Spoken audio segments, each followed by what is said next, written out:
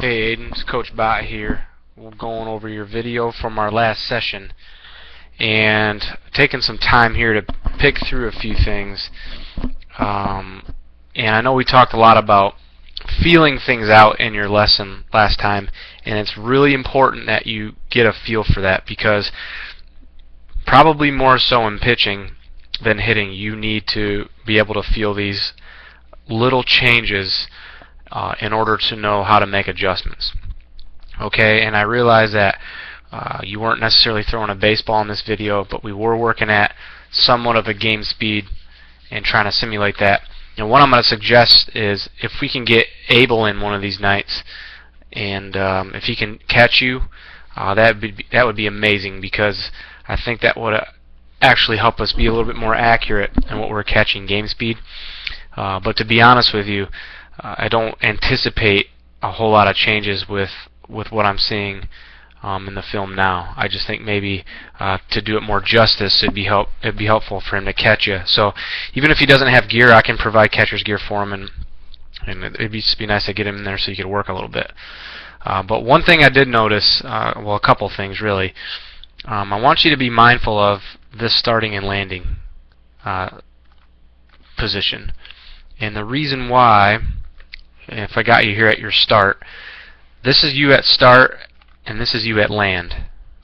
Starting, landing. Starting, landing. I went back and forth between the two. Now let's talk about landing first, just because right now, for what we're trying to accomplish, is probably the most important thing. There's your back heel on your back foot, so the foot that's touching the rubber. And like I said, you want to be heel to heel, so your front heel should be on that line, and it isn't. So a couple things this does. First of all, you have to work twice as hard now, and throw, in a way, you have to throw across your body. Okay, so watch as your heel touches, and I want you to pay special attention as your heel touches to this area all through here. Okay, where my red dot is. Watch the type of rotation you get. Okay, all through here. I just want you to pay attention. I'll go back and forth. See the type of rotation you're getting? It's almost like it's stopping. It starts out really nicely, you're opening, now it stalls out and stops. And what that does, Aidan, if you pay special attention, when I see your top side stall out like that, that's because this is stopping here too. Watch as your front foot doesn't get to heel alignment. Watch those hips, they're not even rotating. Okay, you essentially, a majority of your delivery is all arm. You're not using most of your legs, most of your body. You're really not generating a whole lot of momentum this way either, and that's really what you want to accomplish.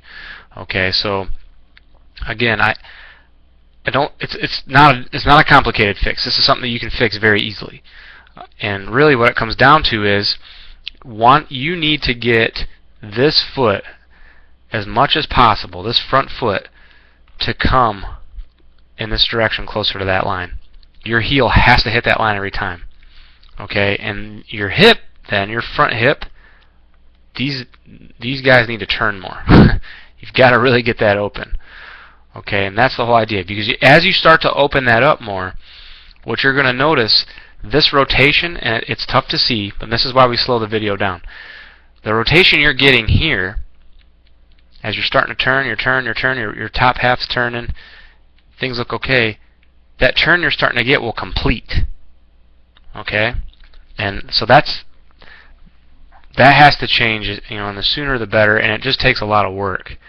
Okay, and I don't want you to worry about it a whole lot, but these are things you can change while you're pitching, even in season. Okay, get this heel right here. Watch my laser, my red dot. Get this heel on this line.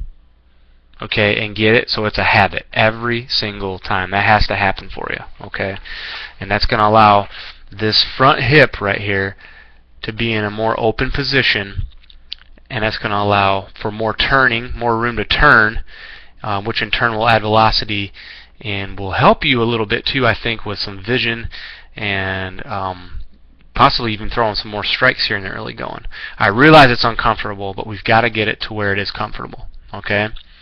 And I want to go back up to the starting position to point one thing out while I have it here.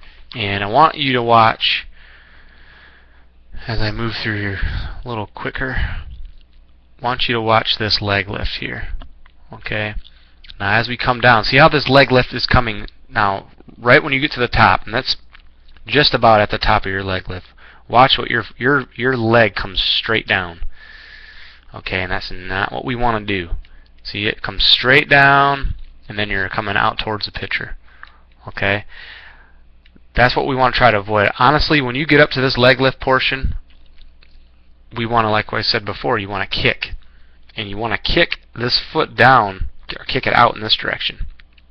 Okay? And it's okay to exaggerate it, especially while you're trying to learn it. Okay? That's nothing hurt by it, no big deal. But we don't want to create this up, down, and out mentality. We want to get away from that.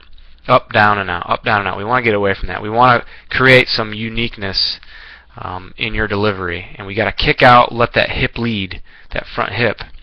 And that's one thing I want to change to in your delivery right there. Again, one small adjustment. One thing I was excited about, and I think you're getting a feel for this, is look at this. Last week this was a lot different. The ball was getting way back behind you, further than that. And you still have a little room to improve. That's not bad. Okay, remember, we want to keep the ball inside the frame of the body. We want to keep it back in here if you can.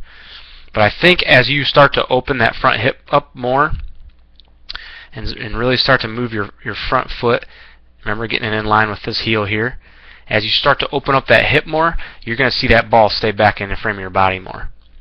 Okay, because right now that's putting some undue, you don't need that stress on your arm right there. Okay, but that's pretty good, because from there, watch the hand as it moves up. Okay, it's not a bad hand path at all. That really isn't too bad. Okay, so just to review quickly, get that front foot open, man. Get that front foot open. Let that hip open up. Heel to heel alignment. You've got to practice, practice, practice. Okay, back shoulder to front hip looks pretty good, but I think as you keep working on that back shoulder to front hip rotation and keep getting that heel to heel alignment, those are the big two things we're going to work on right now, and I think one will help the other. Okay. All right, guys. Well, let me know if you have any questions, and if not, we'll see you next Wednesday. Take care.